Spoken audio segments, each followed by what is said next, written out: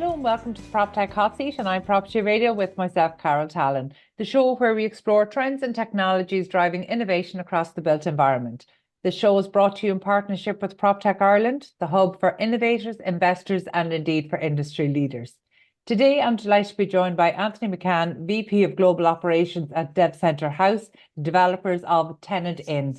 So you're very welcome, Anthony. Thank you for joining us today. Thanks very much, Carol. Really appreciate it. So Tenant In, what is that? So Tenant In is a rental history resume that users can use to kind of verify their background from a rental perspective. And It covers a wide variety of different things, from personal information to employment to references from previous landlords and the full synopsis of the previous rental addresses. Very good. Anthony, where did the idea for this come about? Because certainly the rental market, it's a tough marketplace at the moment. So was this kind of coming from industry, from consumers? Was it an experience yourself? It was a bit of both. Mainly it was due to frustrations that our team was having in regard to finding properties in Ireland. And me personally, I've been looking for a property for 18 months. And it took me a long time to actually secure something. But going through the daily interactions and the follow-ups and the constant no's, because there's kind of unlimited information, or there's limited information in regards to why you've been declined.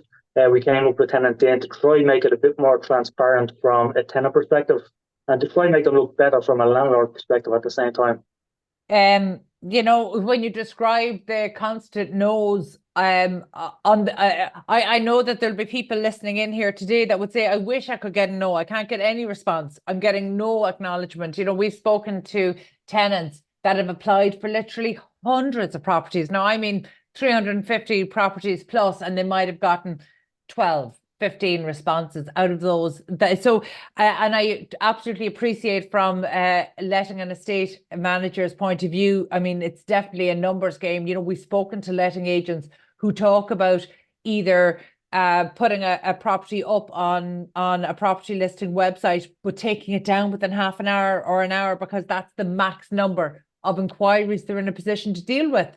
So we know it's a really tough marketplace out there. And obviously, from your perspective, spending 18 months to try to find a rental home, there are people who find their forever home in less than that. So what problems were you experiencing on the ground?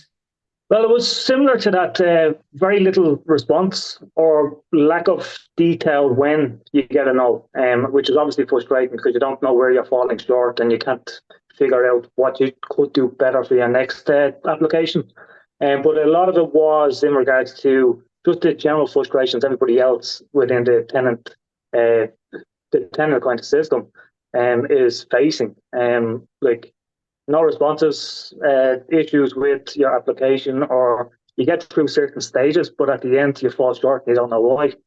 So there's just a lot going on, and then feedback from users and our own individual team members as well. Yeah, and there are so many problems with the rental market. The reality is the biggest problem is that we don't have enough supply and no technology provider unless they're actually advancing finance to developers and finding them staff and finding their staff somewhere to live while they build the homes and apartments. The supply side is a real problem. But we can only kind of control what is within our control. So in terms of understanding what tenants and would-be tenants can do, what do you allow people to upload in terms of putting their best foot forward, making sure that they're the potential tenant who rises to the top of the estate or letting agents list? So at present, the tenant can put a full synopsis of their personal information, basically the same way you're applying for a property. You put, are you single, are you married, do you have kids, do you have pets, do you smoke, things like that. Then you have your previous rental history, where you can put all of your previous addresses onto the platform. And we are bringing in a verification feature very shortly as well, where we will verify those for the tenants. And that way it looks more standing and more, I suppose, transparent to the landlord, that they can actually see that they are a good tenant, they have leased other properties, and Yeah, landlords at the same time.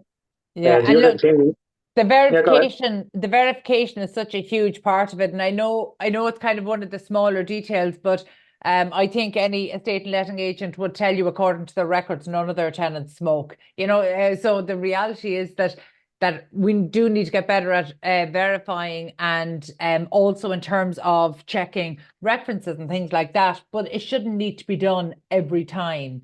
So in terms of the verification processes you're talking about, would that include maybe checking that uploaded references are real and they're from real landlords? Yes, we're going to be doing a full check on the tenant. So whatever information they give to us, we will then go verify with the landlord of the previous address that they were in. Or if they get a reference on paper from a landlord, we will actually contact that landlord to make sure that is legit. Because there's so many fraudulent things happening in today's kind of economy. And it's trying to just make it as simplistic as possible for the tenant and to try to help them get over all the hurdles that are in the way when they're applying for properties. Yeah, absolutely. And so is the idea that you would verify this once and then that information stands, so then when they apply for any number of properties, they can rely on the same information? Yeah, so we will verify once, but if it's a case that you want to verify more addresses, we will do that then, because the more they verify, the more legitimate they are. And that's the way we obviously want to come across is if they want to verify 3, 4 addresses, we will happily verify 3, 4 addresses for them. If they want to do one, they can do one. But the overall aim and mission here is to just make them look as legitimate as possible and to make them stand out from the crowd as best as possible. Yeah. Yeah. And look, that's really difficult to do, especially if there's any challenges. So, for example, we're hearing about families with younger children maybe not being considered in some cases, and particularly those with pets, unless you have a property that's been advertised specifically as pet friendly, which is very, very, very few in the Irish marketplace. That tends to push people down, and in fact, actually, I did an interview with a letting agent in the last year, and they talked about actually including information around your pet, showing that the pet is really a member of the family and is not likely to be causing damage.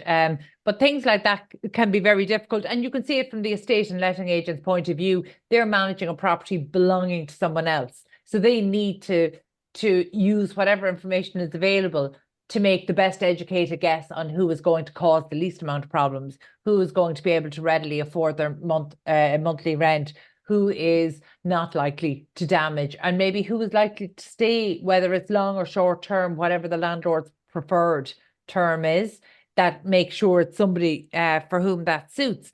And that's easier said than done because the demand.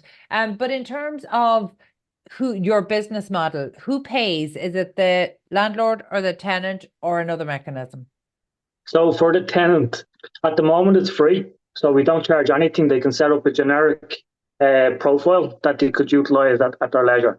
And we are bringing other features in shortly, which will be paid.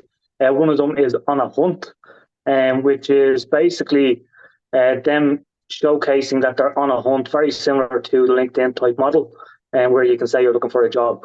And that way it becomes activated to the landlord, and the landlord can then view your profile seamlessly without having to actually advertise and go through hundreds of CVs and different metrics, And so there's different elements that we're bringing in. We're bringing in a featured version for on the hunt, and then we're bringing in a premium version, which will have a lot more kind of perks and benefits to it.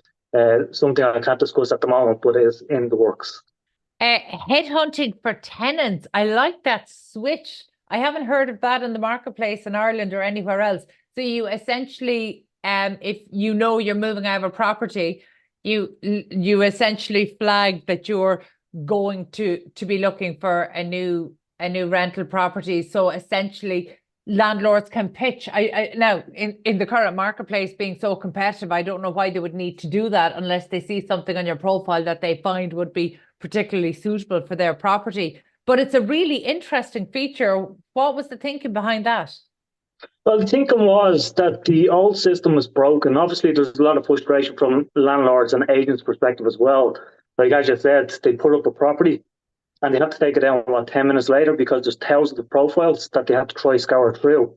Where if we do this, you could still leave the inquiry function open, but at the same time, you could headhunt at the same time, kind of minimizing the amount of issues that you're going to have in regards to trying to scope the individual.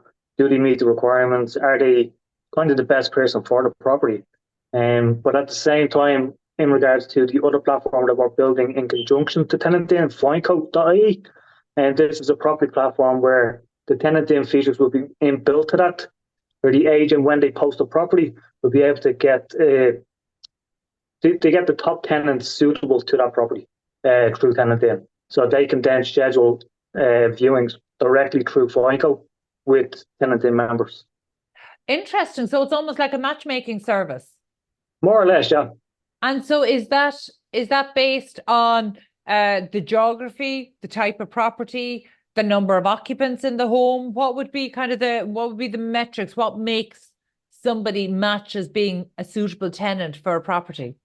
So both of them will be done through algorithms. So when the tenant does the kind of information basis on TenantIn, and the landlord does it then on Fico, we will then match what the landlord has put and what the tenant has put. And if they meet and match, then they'll be proposed as a potential tenant.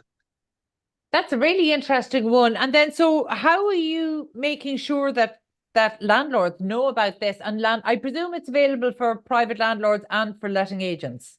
It's private landlords and letting agents. So at the moment, Fico is up and running.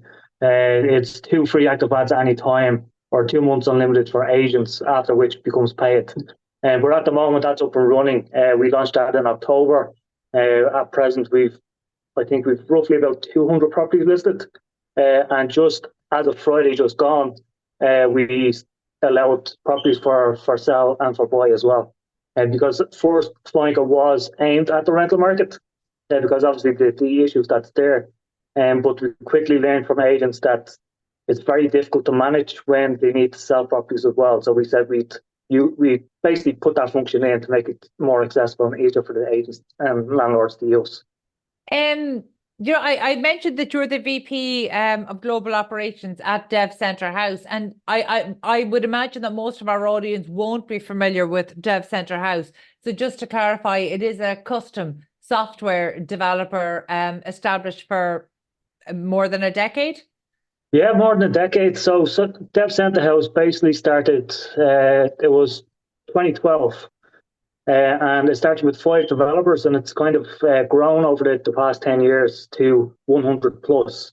And so what we kind of do is we class ourselves as the Navy SEAL-like developers, where we'll inject the Navy SEAL-like team to build, whether it's a web app, mobile app, blockchain, or different technology. Anything to do with software, we aim to deliver, but it's all custom, and it's basically to the client's needs. I love the analogy to the Navy SEALs. Slow is smooth and smooth is fast. I love it. That's the way you want your tech development to go. So I suppose I'm curious, because you're a custom software builder, who or what has focused you on delivering for real estate? It was just going through our own frustrations. So Twana Daniel, who's actually the Chief Technology Officer for Dev Centre House, he is a landlord with many, many properties, and he's gone through the same frustrations. Plus, we have team members in the team that have also had the same frustration from a landlord perspective. So that's kind of where the Fico part came in, was to try to alleviate those problems. But at the same time, to try accommodate for tenants, to give them a platform that is useful to them and actually meets the requirements of today's standards. Because at the moment, I think, yes, there's the shortage in Ireland, but if you go to the likes of Facebook groups, Instagram groups, there's thousands of properties posted there that aren't on that or aren't on any housing platform. And what we want to try to do is give a free platform for those users to actually post a property on a legitimate website for free. And that way we can centralize everything and obviously bring the housing number up, which is the main kind of focus and mission that we set out with. So then in terms of the business model, because the real estate sector in Ireland, excuse me, it's a small marketplace, as indeed most of the sectors in Ireland and on the island of Ireland are. But in terms of the business model, then, what's kind of your long-term play here? So the long-term play is to basically get it established in Ireland. And then with Tenant In, that is going to be a global product. We're going to bring that into new regions and new countries. But obviously, Ireland is the key necessity for us because, number one, is where we're born and bred. And what we want to do is try make it work here and try alleviate some of the issues in today's market to try help people. Because obviously, as a software development company, your sole mission is to help companies and to help people with building something that's useful and helps solve problems. And that's what we're aiming to do with TenantIn and Fico, is to solve problems. You know, it's interesting. Back almost a decade ago, the first iteration of kind of, and to be fair, technology for property obviously has been around now for more than 2 decades. But, you know, particularly within the last decade, we saw this rise of Proptech, and it was very much consumer led. So it was people, exactly as you've described, having a negative experience and thinking, okay, there's technology there that would solve it. I can marry the two. And in fact, what we invariably saw is that actually a lot of those offerings failed to get traction in the marketplace. And really what tended to be successful was where you had a company bringing domain knowledge and maybe an innovator bringing technical experience and know-how together. And that really almost helped a product to not just be created, but almost to evolve alongside the marketplace. Because I think it probably surprises some people to learn that some of the inefficiencies in our real estate transactions are there by design, not by default. And that's really difficult to understand. And it's very, very frustrating to consumers. Sometimes it's frustrating to the industry, and it's hard to see who benefits from some of the delays and some of the inefficiencies there. But the reality is the system was designed like that, and it can be difficult to upend something. You know, unfortunately, you're probably used to developing software that would have a much faster adoption rate than real estate. Real estate still has historically a very low, and while it's improving, it's still very low. So what's your experience in real estate as compared to other sectors? Experience for me is very little outside of being a tenant. And then it's the same then for the other guys in the team outside of being landlords. But what we're getting is a lot of information from agents within the market as to problems that they're facing and what they think could be done to make things better, which is obviously the feedback that we're taking on board outside of the standard private landlords and private tenants. So what we're trying to do is take all this information into one place and build on it to give them something that is useful, answers their needs, and obviously tries to resolve requirements that are there within the market. But when you're presenting solutions into the real estate sector, so whether it's private landlords or letting agents on behalf of their landlord clients, do you find, is it a different experience selling into that marketplace as maybe selling into some of the other sectors that you've been involved with over the past decade?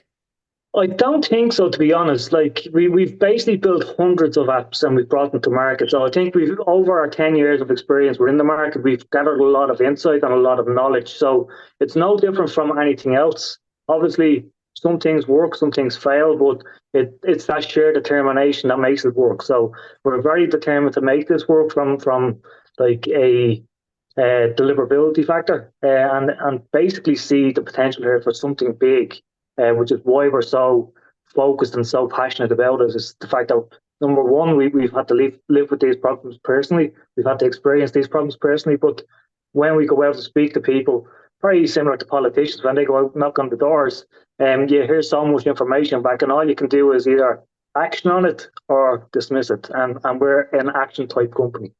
Yeah, no, I like that. And, you know, it's amazing when you can know things through your work and through experience, but when that experience gets personal, it drives a different motivation. You know, for more than 2 decades, you know, I've been talking about the issues in planning, and then in the last few years, when it got personal, the first thing I did was enroll to do a master's in planning, because suddenly it wasn't good enough to understand maybe the general market and how things happen. Actually, then it was a case of, no, if this is impacting me, now it's getting the attention that it needs to see if we can really root out some of the some of the problems, and some of the problems are just some of the problems are almost institutionalized in real estate, and that's been a real barrier for startups. It tends to be the rock that they crash themselves and wear themselves out on. But you've already hit a significant milestone. You have more than 1,000 users within or for Tenant In. So what has been, first of all, how did you onboard those first 1,000 users? So we basically onboarded them through marketing.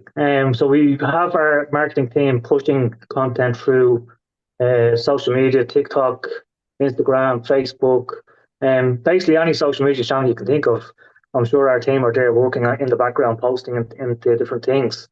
And the other thing then is in regards to groups on the likes of Facebook and other platforms where we're just putting information out there for people to make them aware that it's here. They can utilize it if they like for free.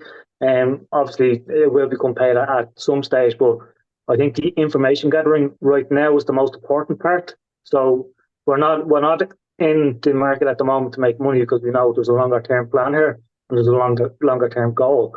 But I think from the marketing perspective, that was the key factor because obviously we've brought loads of products to market and we've learned loads of different things. So I think that helped us a lot here in regards to getting those first 1,000 users.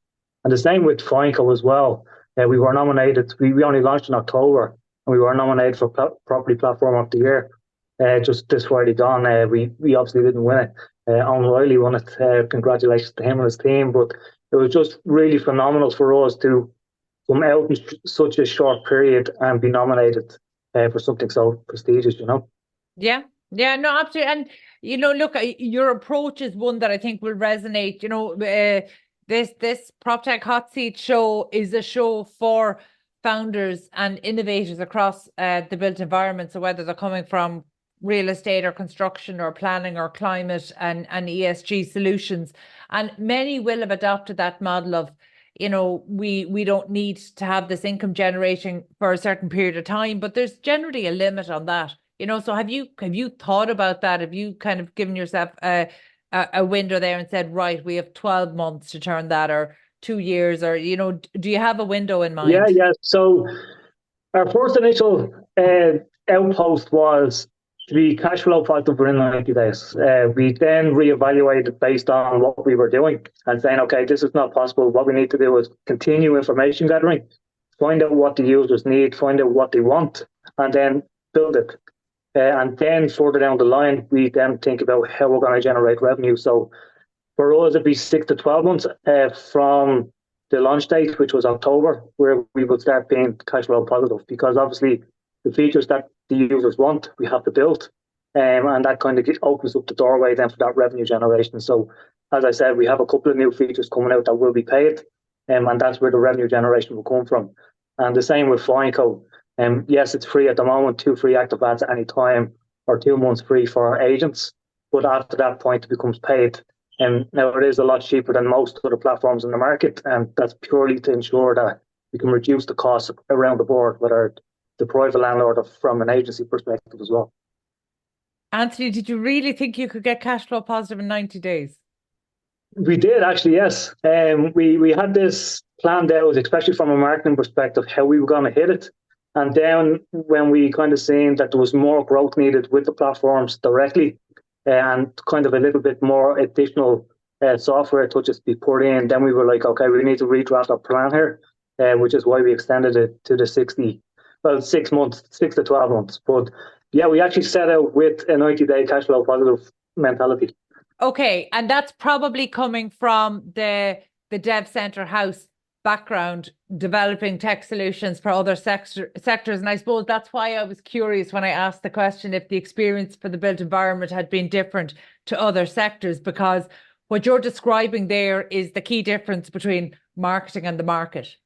Yeah. So your marketing plan is very different to market adoption because, one requires humans to take action, and humans are not always as predictable as we like to think they are. And one thing we've seen, which has been a real problem actually in real estate, is because these are infrequent transactions, people have a very high tolerance for very low service. They have a high tolerance for delays. They have a high tolerance for a bad process, and they will stick with the bad process because they trust it.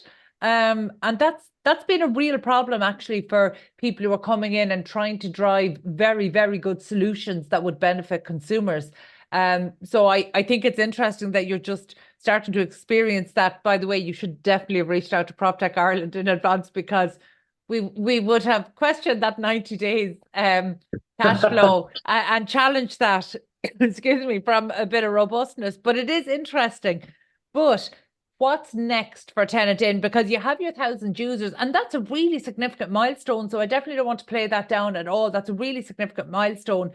But it's also an opportunity for you to learn from those first 1,000 users. And that normally kind of feeds into the cycle of iteration that needs to happen for a good software development, good platform development. So what have you learned from your first 1,000 users that's going to reshape your offering? Yeah, so we've learned a lot. They all wanted a lot of different things to be put into the platform. One of them was videos, where they could record a video about themselves and submit that online to an agent. We actually built that and implemented it as well. That's on the platform. And the other one, where we started out, we didn't have the reference part in, because what we wanted to do was to basically verify the reference before we put it online. And that's actually now up and running, where the agent or the tenant can request by email the landlords to come and give them a direct reference and give them a ranking as well as to how good they were. So between 1 and 5, like, were they a good tenant, were they a poor tenant? That was something that was brought up by tenants in the first 1,000. And well, the first 100 kind of brought that up. And then outside of that, some of the other cool features started coming very, very soon. And they have been highlighted by tenants that they would like to have these embedded into the platform to utilize. And whenever I hear about ranking, that either party can rank the other, I get very uneasy about it. And I don't think it's because I have a fear of transparency or anything even close to that. It's just that I suppose there are vested interests, and you want to feel that there's a robustness around the system, So actually only in the last couple of weeks on the show here, we interviewed Ben Norton of Grade My Trade, where he has a platform for tradespeople, and consumers can go and use their product and service, but then they get to grade the experience that they had.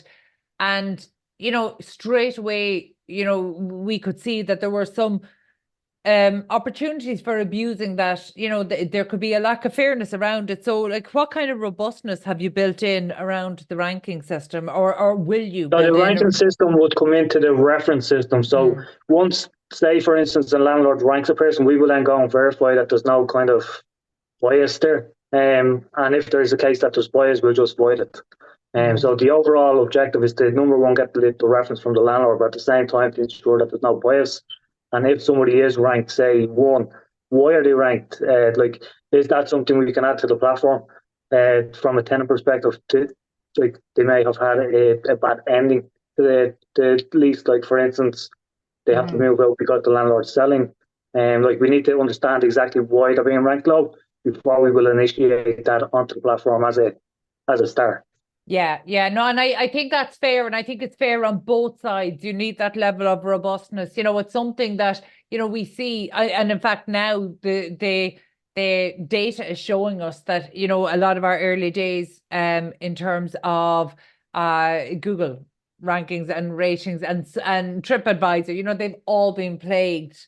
They've all been plagued from both positive and negative, false and flawed. I should say. And it's actually the same with businesses as well, because what you see, I'm not sure whether you get the emails, but you get thousands of emails on a daily basis from these reviewers and rankers that they'll come and rank your business for X amount of money. So obviously we want to alleviate as much of that as possible. So that's the main reason why we're verifying everything.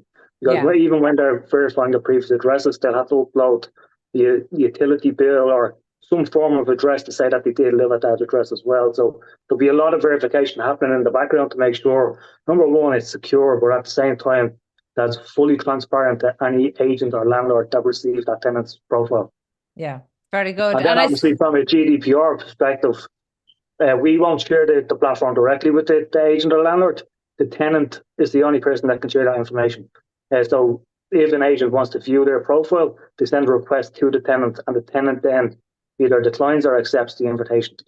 Very good. And you know, we started talking about this at the outset, that one of the things that inspired you, and maybe inspired almost in by your negative experience in the marketplace, taking 18 months to find a rental home.